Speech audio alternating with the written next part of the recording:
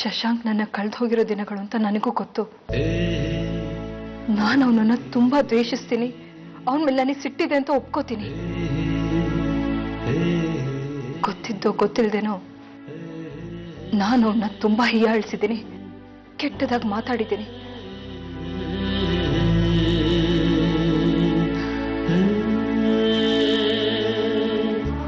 ಆದ್ರೆ ಅವನಿಗೆ ಯಾವತ್ತೂ ಹೀಗಾಗ್ಲಿ ಅಂತ ಒಂದು ಕ್ಷಣನೂ ಬಯಸ್ತೋಳಲ್ಲ ಅಮ್ಮ ನಾನು.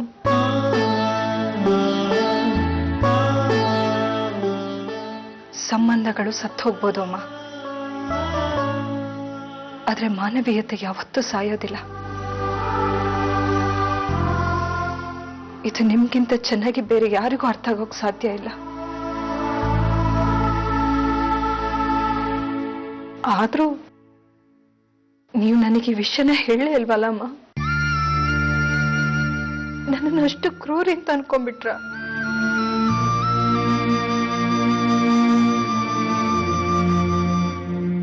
ಇಂಥ ದೊಡ್ಡ ವಿಷಯನ ಮುಚ್ಚಿಟ್ಟಿದಿರಲ್ಲ, ನನಗೆ ತಿಳ್ಕೊಳ್ಳೋ ಯೋಗ್ಯತೆನೂ ಇಲ್ಲ ಅಂತ ಅನ್ಕೊಂಡ್ಬಿಟ್ರ?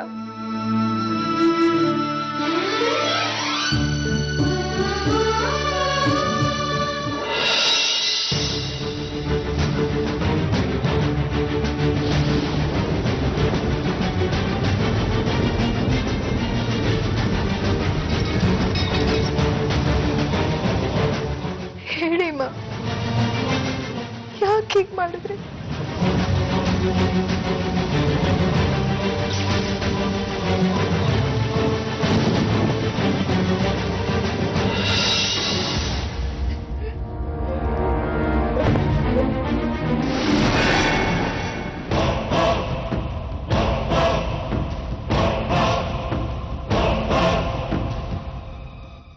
ಆರ್ತಿ ಅವರ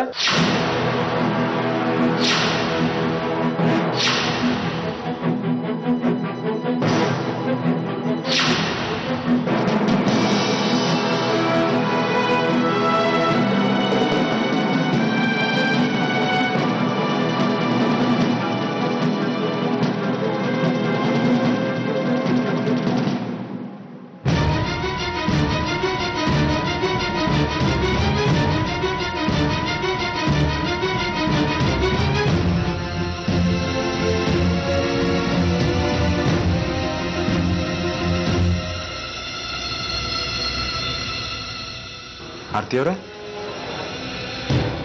ಯಾಕೆ ಅಳ್ತಾ ಇದ್ದೀರಾ?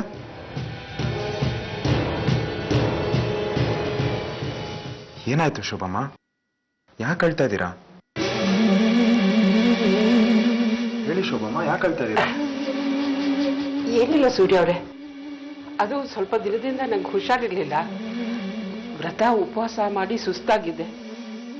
ಈ ವಿಷಯ ಆರ್ತಿಗೆ ಗೊತ್ತಾದ್ರೆ ಅವಳು ಆತಂಕ ಪಟ್ಕೋತಾಳೆ ಅಂತ ನಾನು ಅವಳಿಗೆ ಹೇಳೇ ಇರಲಿಲ್ಲ. ಆದ್ರೆ ಅವಳಿಗೆ ಹೇಗೋ ಗೊತ್ತಾಗಿ ಇರೋ ಕೆಲಸನೆಲ್ಲ ಬಿಟ್ಟು ಓಡ್ ಬಂದ್ಬಿಟ್ಟಿದ್ದಾಳೆ ನೋಡಿ. ಹುಚ್ಚುಡ್ಗಿ ಇವಳು. ಹಬ್ಬದ ದಿನ ಗಂಡನ ಮನೇಲಿ ಇರ್ಬೇಕಾದವಳು ಯಾರಿಗೂ ಹೇಳ್ದೆ ಕೇಳ್ದೆ ಇಲ್ಲಿ ಬಂದ್ಬಿಟ್ಟಿದ್ದಾಳೆ ನೋಡಿ. ಪಾಪ ನಿಮ್ಮ ಮನೆಯವರೆಲ್ಲ ಚಿಂತೆ ಮಾಡ್ತಿರ್ಬೇಕು ಅನ್ಸುತ್ತೆ. ನಿಮಗೂ ಬೇಜಾರಾಗಿರುತ್ತೆ ಅಲ್ವಾ ಸೂರ್ಯ? ದಯವಿಟ್ಟು ಕ್ಷಮಿಸ್ಬಿಡಿ. ನನ್ಗೇನಾಗುತ್ತೋ ಅಂತ ಹೆದರ್ಕೊಂಡು ಯಾರಿಗೂ ಹೇಳ್ದೆ ಕೇಳ್ದೆ ಇವಳು ಇಲ್ಲಿ ಬಂದ್ಬಿಟ್ಟಿದ್ದಾಳೆ.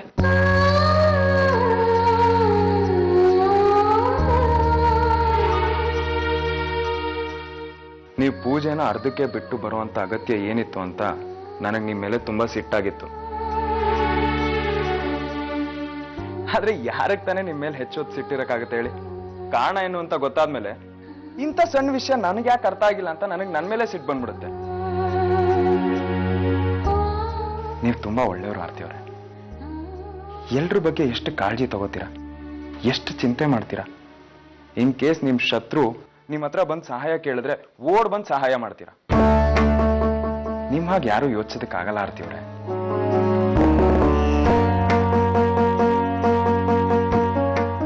ಶೋಭಮ್ಮ, ಆರ್ತಿಯವರು ಹುಚ್ಚಿ ಅಲ್ಲ, ಭಾವನಾ ಜೀವಿ.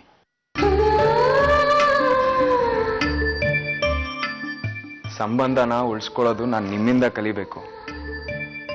ನಮ್ಮ ಸಂಬಂಧನ ಉಳಿಸ್ಕೊಳ್ಳೋದಕ್ಕೆ ನೀವು ಏನೆಲ್ಲ ಮಾಡಿದ್ರಿ, ಆದರೆ ನಾನು ನಿಮ್ಮ ಹತ್ರ ಹೇಗೆ ನಡ್ಕೊಂಡೆ ಅದನ್ನ ನಾನು ಯೋಚನೆ ಮಾಡಿದ್ರೆ ಇವತ್ತಿಗೂ ನನಗೆ ನನ್ನ ಮೇಲೆ ಸಿಟ್ಟು ಬರುತ್ತೆ.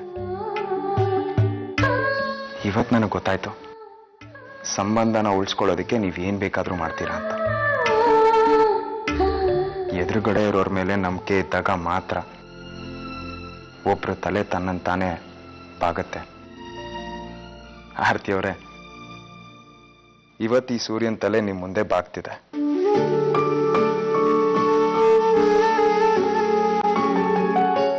ಆರತಿಯವರೇ, ಈಗ ನನಗಿಂತ ಜಾಸ್ತಿ ನಿಮ್ಮ ಮೇಲೆ ನಂಬಿಕೆ ಇದೆ. ಯಾಕೆ ಅಂದ್ರೆ ನಿಮಗಿಂತ ಜಾಸ್ತಿ ನಿಮ್ಮವ್ರ ಮೇಲೆ ನಂಬಿಕೆ ಇದೆ.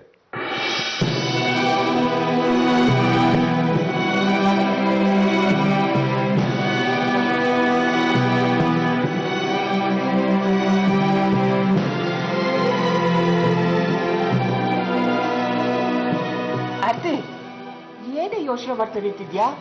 ಆಗ್ಲೇ ಚಂದ್ರ ಹುಟ್ಟಿದಾನೆ. ಚಂದ್ರ ದರ್ಶನ ಮಾಡಿ ವ್ರತ ಮುಗಿಸು. ಪಾಪ ಸೂರ್ಯ ಅವರು ಬೆಳಿಗ್ಗೆಯಿಂದ 1 ಲೋಟ ನೀರು ಕುಡಿದೇ ಉಪವಾಸ ಇದ್ದಾರೆ. ನೀವಿಬ್ರು ಚಂದ್ರನ ದರ್ಶನ ಮಾಡಿ ಪೂಜೆ ಮಾಡಿ. ದಿ ಆದಿತ್ಯನ ಕರ್ಕೊಂಡು ಹೋಗಿ ಒಳಗೆ ಮಲಗಿಸಿ.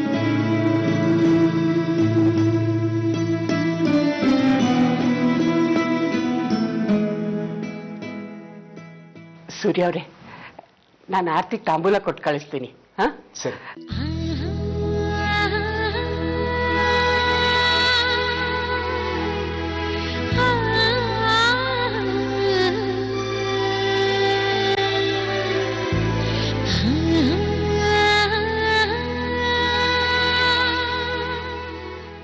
ಡಾಕ್ಟ್ರು ತಮ್ಮ ನಿರ್ಧಾರನ ಹೇಳ್ಬಿಟ್ಟಿದ್ದಾರೆ ಆರ್ತಿ. ನನಗೆ ಗೊತ್ತು ಅಮ್ಮ. ಶಶಾಂಕನ ಹಾಸ್ಪಿಟಲ್ ಕರ್ಕೊಂಡು ಹೋದಾಗ ಅವನ ಕಾಯಿಲೆ ಬಗ್ಗೆ ಎಲ್ಲ ಹೇಳಿದ್ರು. ಅದಕ್ಕೆ ಕೇಳಿ ನಂಗೆ ತುಂಬಾ ಬೇಜಾರಾಗ್ತಿದೆ ಅಮ್ಮ. ನೀವು ಇದನ್ನ ಯಾಕೆ ನನಗೆ ಮುಂಚೆನೆ ಹೇಳಿಲ್ಲ? ಇವತ್ತು ಶಶಾಂಕನ ಹಾಸ್ಪಿಟಲ್ ಕರ್ಕೊಂಡು ಹೋಗದೆ ಇದ್ದಿದ್ರೆ ಈ ವಿಷಯ ನನಗೆ ಗೊತ್ತಾಗ್ತಾನೆ ಇರ್ಲಿಲ್ಲ. ನಾನು ಹೇಗೆ ಹೇಳಿ ಹೇಳು? ಈಗ ನಿನ್ಗೆಲ್ಲ ವಿಷಯ ಗೊತ್ತಾಗಿದೆ. ಇನ್ನು ನಾನು ಮುಚ್ಚಿಟ್ಟು ಏನೂ ಪ್ರಯೋಜನ ಇಲ್ಲ. ಆರ್ತಿ, ಶಶಾಂಕ್ ಪ್ರಾಣ ಈಗ ನಿನ್ ಕೈಯಲ್ಲಿದೆ ಕಣೆ. ನನ್ನ ಕೈಯಲ್ಲ. ಅದ್ ಹೇಗಮ್ಮ? ಹೇಗಾದ್ರೂ ಮಾಡಿ ನನ್ನ ಶಶಾಂಕ್ನ ಕಾಪಾಡು. ಅವನ್ನ ಉಳಿಸ್ಕೊಡು ಆರ್ತಿ, ಅವನ್ನ ಉಳಿಸ್ಕೊಡು.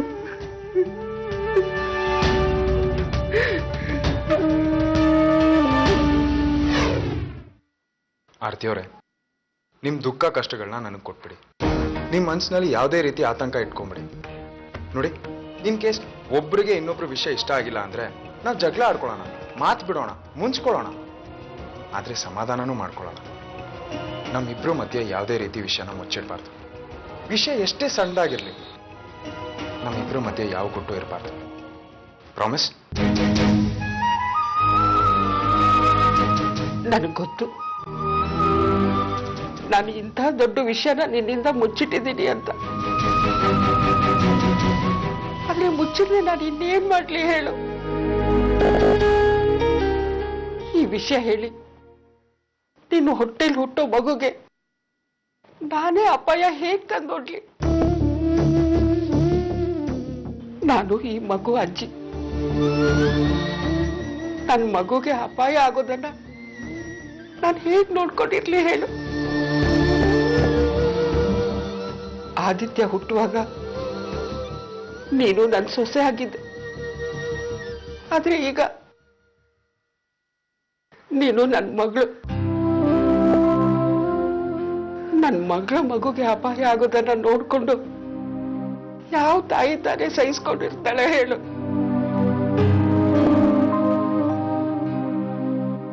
ಆರ್ತಿ, ಶಶಾಂಕ್ ಈಗ ಸಾವಿನ ಬಾಗ್ಲಲ್ಲಿ ನಿಂತಿದ್ದಾನೆ ಕಣೆ. ಅವನನ್ನ ಕಾಪಾಡೋಕೆ ನಿನ್ ಕೈಯಿಂದ ಮಾತ್ರ ಸಾಧ್ಯ.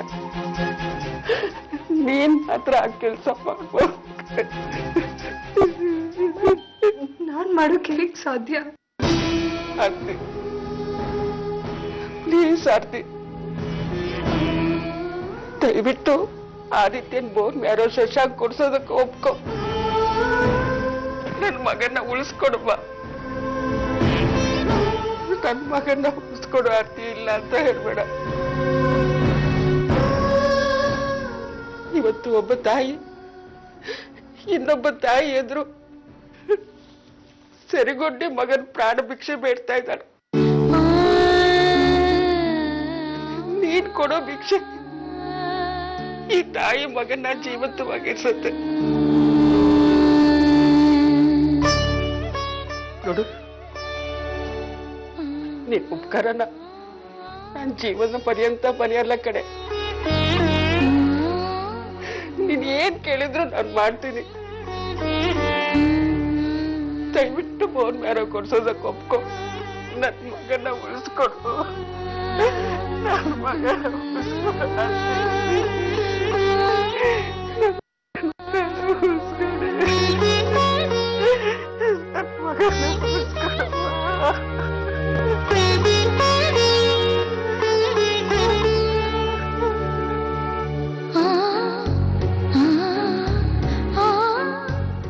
ಭಾರತೀಯವರೇ, ಮಾತು ಕೊಡಿ. ನಮ್ಮಿಬ್ರು ಮಧ್ಯೆ ಎಲ್ಲಾನು ಕನ್ನಡಿಯಾಗಿ ಸ್ವಚ್ಛವಾಗಿರ್ಬೇಕು. ಯಾವುದೇ ರೀತಿ ಸುಳ್ಳು ಇರಬಾರ್ದು. ಎಸ್ಪೆಷಲಿ ಮುಚ್ಚಿಡುವಂತ ವಿಷಯ ಯಾವುದೂ ಇರಬಾರ್ದು. ಯಾಕೆ ಸುಮ್ಮನಿದ್ದೀರಾ? ಮಾತು ಕೊಡಿ. ಫೋನ್ ರಿಂಗ್ ಆಗ್ತಾ ಇದೆ. ಪರವಾಗಿಲ್ಲ, ನೀವು ಮೊದಲು, ನಾನು ಆಮೇಲೆ ಮಾತಾಡ್ತೀನಿ. ಸೂರ್ಯ ಅವರೇ, ಮನೆಯಿಂದ ಫೋನ್ ಬಂದಿರುತ್ತೆ. ಅವ್ರಿಗೆ ನಾವು ಹೊರಗಡೆ ಹೋಗಿರೋದ್ರಿಂದ ಆತಂಕ ಆಗಿರುತ್ತೆ. ಮೊದಲು ಮಾತಾಡಿ. ಸರಿ. ಹೇಳು ಭಾಸ್ಕರ್. ಹೌದು, ಆರ್ತಿಯವ್ರು ನನ್ನ ಜೊತೆನೇ ಇದ್ದಾರೆ. ಶೋಭಾ ಅಮ್ಮಂಗೆ ಹುಷಾರಿರ್ಲಿಲ್ಲ, ಅವ್ರ ಮನೆಗೆ ಬಂದಿದ್ದೀವಿ. ನೋಡು, ಆರ್ತಿಯವರು ನನ್ನ ಜೊತೆನೇ ಇದ್ದಾರೆ. ಅಲ್ಲಿ ಎಲ್ರಿಗೂ ಹೇಳ್ಬಿಡು. ಅಮ್ಮ, ನೀವು ನನ್ನ ಎಂತ ಧರ್ಮ ಸಂಕಟದಲ್ಲಿ ಸಿಕ್ಕಿಸಿದ್ದೀರಾ. ನನಗೆ ಏನ್ ಮಾಡ್ಲಿ? ಇದನ್ ಬಿಟ್ಟು ಬೇರೆ ದಾರಿನೇ ಇಲ್ಲ ಕಡೆ. ನಾವು ಡಾಕ್ಟರ್ ಹತ್ರ ಮಾತಾಡಿದೀವಿ. ಆದಿತ್ಯನ್ ಏನೂ ಆಗಲ್ಲ ಕಡೆ. ನಮಗೂ ಆದಿತ್ಯನ್ ಬಗ್ಗೆ ಕಾಳಜಿ ಇದೆ. ಅವನು ನಮ್ಗೆ ಮೊಮ್ಮಗ. ಆರ್ತಿ, ನೀನು ಒಪ್ಕೊಂಡ್ರೆ ನನ್ನ ಮಗ ಶಶಾಂಕ್ ಜೀವ ಉಳಿಯತ್ತೆ ಕಡೆ. ಇದೊಂದು ಉಪಕಾರ ಮಾಡ್ಬಿಡು ಪ್ಲೀಸ್. ಇನ್ ಮುಂದೆ ಜೀವನದಲ್ಲಿ ನಾನು ಯಾವತ್ತೂ ನಿನ್ನ ಏನೂ ಕೇಳಲ್ಲ ಕಡೆ. ಒಂದು ಉಪಕಾರ ಮಾಡ್ಕೊಟ್ಬಿಡೆ ಪ್ಲೀಸ್, ಪ್ಲೀಸ್ ಕಡೆ. ಕೈ ಮುಗ್ದು ಕೇಳ್ಕೊತೀನಿ, ನನ್ನ ಮಗನ ಉಳಿಸ್ಕೊಡಿ. ಆರ್ತಿ, ನಮ್ಮ ಮಗಳಿಂದ ನಮಗೆ ಸಹಾಯ ಸಿಗುತ್ತೆ ಅಂತ ಆಸೆ ಇಟ್ಕೊಂಡಿದ್ದೀವಿ. ದಯವಿಟ್ಟು ಇಲ್ಲ ಅನ್ಬೇಡಮ್ಮ. ಅಪ್ಪ, ಈ ರೀತಿ ಕೈ ಮುಗ್ದು ನನ್ನ ಇಕ್ಕಟ್ಟಲ್ಲಿ ಸಿಕ್ಕಾಕ್ಸ್ಬೇಡಿ. ನನಗೆ ಯಾವ ನಿರ್ಧಾರ ತಗೊಳ್ಳೋಕ್ಕೂ ಸಾಧ್ಯ ಇಲ್ಲ. ನಾನು ಈ ವಿಷಯನ ಸೂರ್ಯ ಅವ್ರಿಗೆ ಮೊದಲು ಹೇಳ್ತೀನಿ. ಆದಿತ್ಯನಪ್ಪ ಸೂರ್ಯ ಅವರು ಅವ್ರ ನಿರ್ಧಾರ ತಗೋತಾರೆ. ಅವ್ರ ಒಪ್ಪಿಗೆ ಇಲ್ದೆ ನಾನು ಏನ್ ಮಾಡೋಕ್ಕೂ ಆಗಲ್ಲ ಅಪ್ಪ. ಯಾವ ನಿರ್ಧಾರನೂ ತಗೊಳಕ್ಕಾಗಲ್ಲ.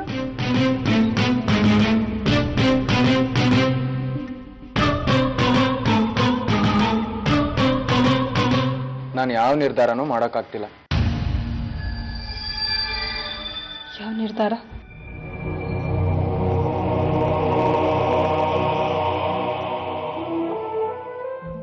ಆಕಾಶದಲ್ಲಿರೋ ಚಂದ್ರ ಸುಂದರವಾಗಿದ್ದಾನೋ ಅಥವಾ ನನ್ನ ಮುಂದೆ ನಿಂತು ಮಿನುಗ್ತಿರೋ ಈ ಚಂದ್ರ ಸುಂದರವಾಗಿದ್ದಾನೋ ಅಂತ. ಆರ್ತಿಯವರೇ, ಈ ನಡುವೆ ವಾತಾವರಣ ತುಂಬ ಸುಂದರವಾಗಿದೆ ಅನ್ನಿಸ್ತಿದೆ. ನನಗೆ ಯಾವ ರೀತಿ ಸಹಾಯನೂ ಬೇಕಾಗಿಲ್ಲ. ನಿರ್ಧಾರ ಮಾಡಾಗಿದೆ. ಆಕಾಶದಲ್ಲಿರೋ ಚಂದ್ರನಿಗಿಂತ ನನ್ನ ಮುಂದೆ ನಿಂತು ಮಿನುಗ್ತಿರೋ ನನ್ನ ಚಂದ್ರ ಸುಂದರವಾಗಿದ್ದಾನೆ ಅಂತ. ಆರ್ತಿಯವರೇ, ಈ ರೀತಿ ತಲೆ ಬಗ್ಸಿ ನನ್ನ ಚಂದ್ರನ ನನ್ನಿಂದ ದೂರ ಮಾಡ್ಬಿಡಿ.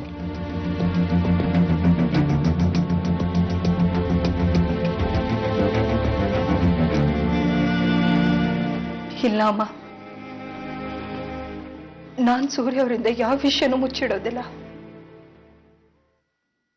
ನಾನು ಅವರಿಗೆಲ್ಲ ವಿಷಯನೂ ಹೇಳಲೇಬೇಕು.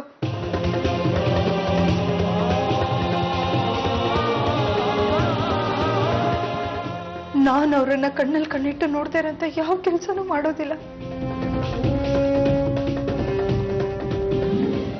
ಅಲ್ವೇ, ಆದಿತ್ಯನ್ ಬೋನ್ ಮ್ಯಾರೋ ವಿಷಯ ಸೂರ್ಯನ್ ಗೊತ್ತಾದ್ರೆ ನೀನ್ ಡಿವೋರ್ಸ್ ಅನ್ನೋ ವಿಷಯ ಅವ್ರಿಗೆ ಗೊತ್ತಾಗುತ್ತೆ ಅಲ್ವಾ?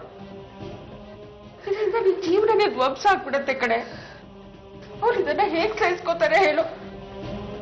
ಅದಕ್ಕೆ ನಾನು ಈ ಸತ್ಯನ ಮುಚ್ಚಿಡು ಅಂತ ಅವತ್ತಿಂದ ಹೇಳ್ತಾ ಇರೋದು. ಇನ್ನು ಎಷ್ಟು ದಿನ ಅಂತ ಈ ಸತ್ಯನ ಮುಚ್ಚಿಡಕ್ಕಾಗತ್ತೆ ಅಮ್ಮ? ಒಂದಲ್ಲ ಒಂದಿನ ಸತ್ಯ ಗೊತ್ತಾಗ್ಲೇಬೇಕಲ್ವಾ? ಅದಕ್ಕೆ ನಾನು ಸೂರ್ಯ ಅವರಿಗೆಲ್ಲ ಹೇಳ್ಬಿಡ್ತೀನಿ. ಅದ್ರ ಪರಿಣಾಮ ಏನೇ ಆದ್ರೂ ಪರವಾಗಿಲ್ಲ, ನಾನು ಅನುಭವಿಸಕ್ ತಯಾರಾಗಿದ್ದೀನಿ. ಆದರೆ ನಾವು ಈ ರಿಸ್ಕ್ ತಗೊಳ್ಳೋಕೆ ಸಿದ್ಧವಾಗಿಲ್ಲ. ಸೂರ್ಯನ್ಗೆ ಈ ವಿಷಯ ಗೊತ್ತಾಗಿ ಆದಿತ್ಯನ ಬೋನ್ ಮ್ಯಾರೋ ಕೊಡೋಕೆ ಒಪ್ಪಲಿಲ್ಲ ಅಂದ್ರೆ ಕಳ್ಕೊಳ್ಳೋದು ನಾವು ನಮ್ಮ ಶಶಾಂಕನ. ಹೌದು ಆರ್ತಿ, ನಾಳೆ 11 ಗಂಟೆಗೆ ಡಾಕ್ಟ್ರು ಬೋನ್ ಮ್ಯಾರೋ ಟ್ರಾನ್ಸ್ಪ್ಲಾಂಟೇಶನ್ ಮಾಡೋಣ ಅಂತ ಹೇಳಿದ್ದಾರೆ. ಇದಕ್ಕೆ ನೀನು ಒಪ್ಕೋಬೇಕು ಆರ್ತಿ. ಈ ತಾಯಿನ ನಿರಾಸೆ ಮಾಡ್ಬೇಡ್ವೆ, ನನ್ನ ಮಗನ ಕಾಪಾಡಬೇಕು ಆರ್ತಿ. ಪ್ಲೀಸ್.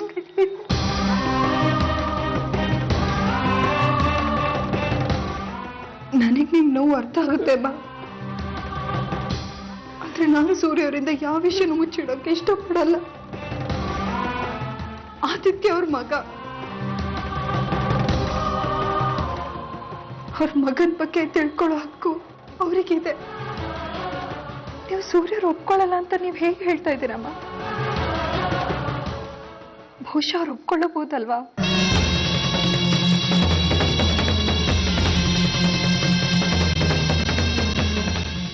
ಶೋಭಾ, ಆರ್ತಿ ಹೊರಟೋಗ್ತಾ ಇದ್ದಾಳೆ, ಅವಳನ್ನ ತಡಿ. ನಾನು ಅವಳನ್ನ ತಡೆಯಲ್ಲ ರೀ. ಇದರಿಂದ ಯಾವ ಪ್ರಯೋಜನನೂ ಇಲ್ಲ.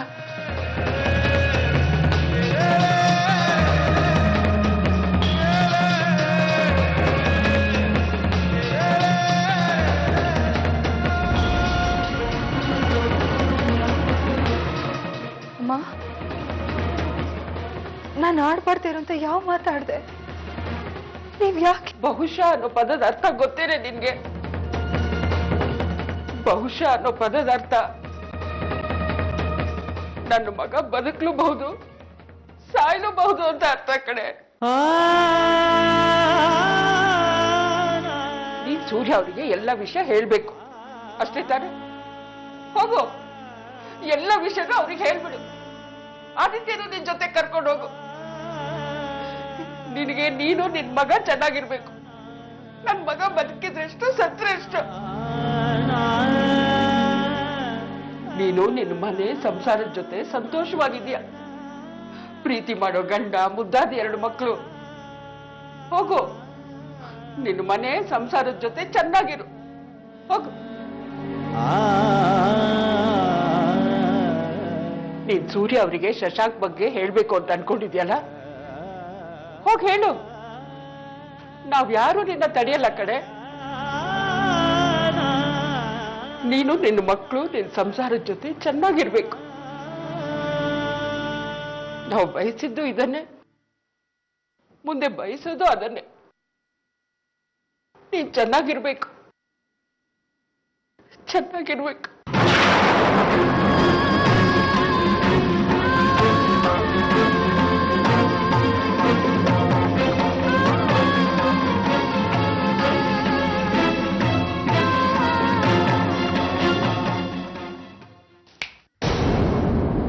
ಏನ್ ಯೋಚನೆ ಮಾಡ್ತಾ ಇದ್ದೀರಾ?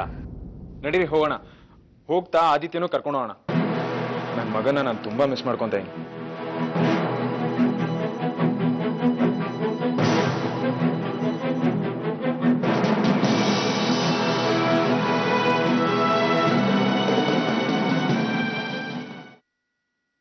ಅಮ್ಮ ಅಮ್ಮ ಅದಿ ಏನಾಯ್ತಿನ? ಅಜ್ಜಿ, ನಂಗೆ ತುಂಬಾ ಭಯ ಆಗ್ತದೆ. ಫ್ರೆಂಡ್ ಅಂಕಲಿಗೆ ಹುಷಾರಿಲ್ವಲ್ಲ, ಅವ್ರೇನೋ ಮಾತಾಡ್ತಲ್ಲ. ಅದಕ್ಕೆ ನನಗೆ ತುಂಬಾ ಭಯ ಆಗ್ತದೆ. ಅದಿ ಫ್ರೆಂಡ್ ಅಂಕಲ್ಗೆ ಏನೂ ಆಗಿಲ್ಲ. ಈಗ ನೀನು ಆಟ ಆಡುವಾಗ ಬಿದ್ದರೆ ಕಾಲಲ್ಲಿ ರಕ್ತ ಬರಲ್ವಾ, ಹಾಗೆ ಅವರು ಆಡುವಾಗ ಬಿದ್ದು ಬಾಯಲ್ಲಿ ರಕ್ತ ಬಂದಿದೆ ಅಷ್ಟೇ. ಅವ್ರಿಗೇನೂ ಆಗಿಲ್ಲ ಚಿನ್ನು. ನಿಜವಾಗ್ಲು ತಾತ? ಶೋಕ್ ಪುಟ್ಟು, ನೀನು ಕಣ್ಣು ಮುಚ್ಕೊಂಡು ಮಲ್ಕೊ. ಮಲ್ಕೊ.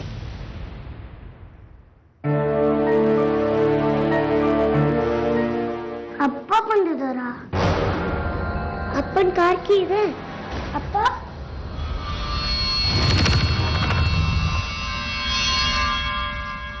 ಅದಿ ಫ್ರೆಂಡ್ ಅಂಕಲ್ಗೆ ಹುಷಾರಿಲ್ವಲ್ಲ, ಅದನ್ನ ಸೂರ್ಯ ಅಪ್ಪನ ಹತ್ರ ಹೇಳ್ಬೇಡ.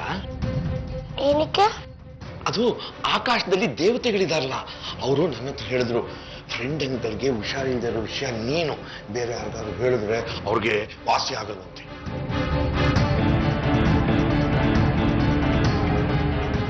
ಸರಿ, ಯಾರಿಗೂ ಹೇಳಲ್ಲ. ಅಪ್ಪ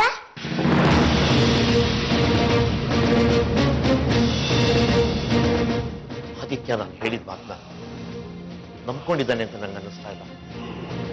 ಈಗ ಏನ್ರಿ ಮಾಡೋದು?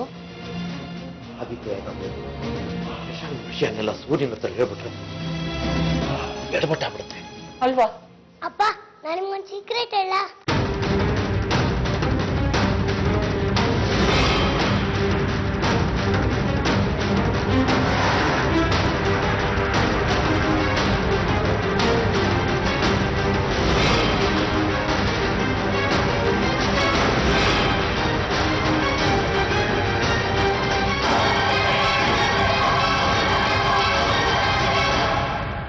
पुनर्विवाह